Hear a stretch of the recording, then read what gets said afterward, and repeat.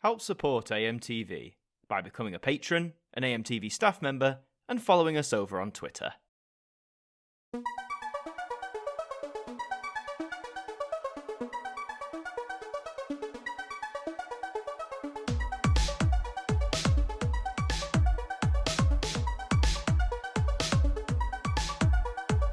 Hello, and welcome to the Ident Review Extra, the spin-off show that takes a look at one individual ident each episode and gives it the review it deserves. And this time around, we're embarking on a journey through the rhythm and movement idents that represented BBC One between 2002 and 2006. We're heading to the dance floor to enjoy all the tunes from the festival.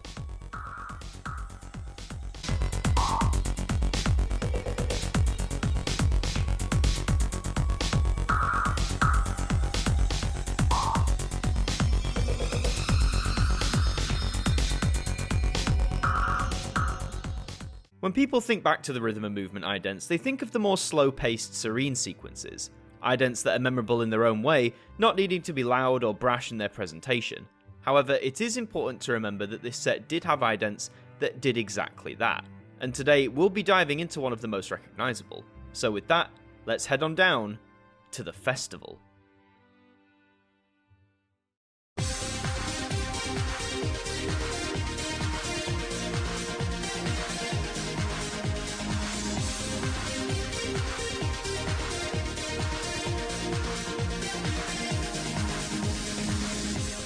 Okay, so this one is interesting to analyse.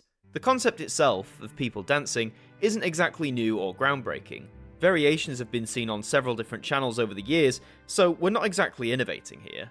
But where this ident supremely works, and for what it's most often remembered for, is for that sweet, sweet beat.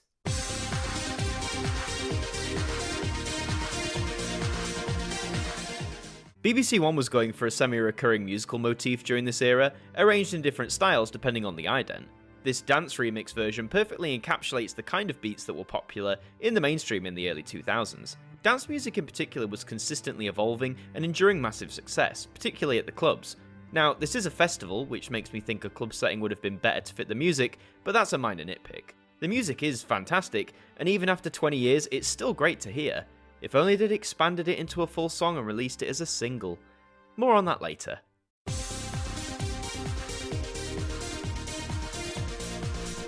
Here we go. Just one little point stands in our way. Gary Lineker introduces Match of the Day live now on BBC One. Come on, England.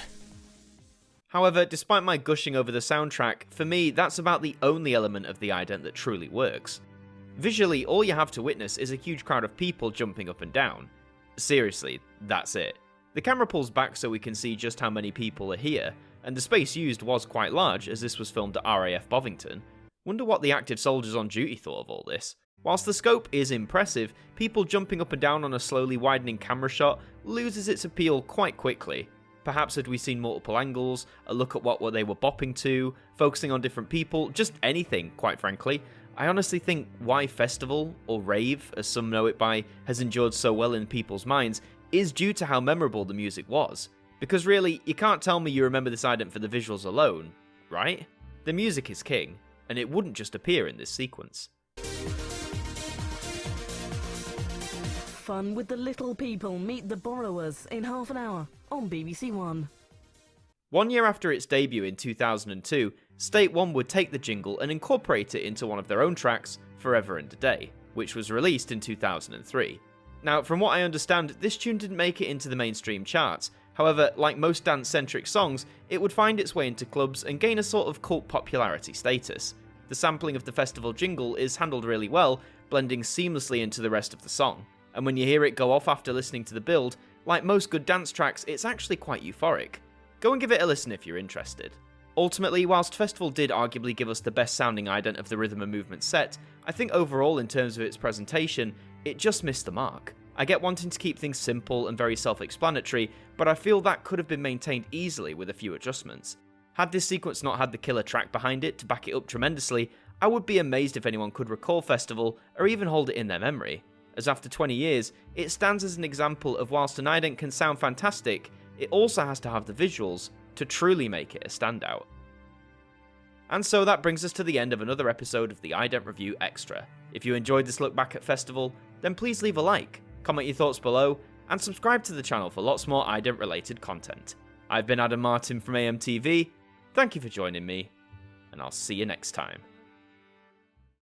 Thank you to our patrons for helping to support the show, and a special thank you to Macra, Jen Samantha Pringle, Kelly is Live, Tracy Smith, Hooks Media, Ben Freeman, Ethan Carberry Holt, Brittany Fan 1999, Anna Art, For You Ladies, Bruce Danton, Cooking at Nansen DIY, The Broken Kit Sumanoid, and Francine Salazar, our AMTV staff members.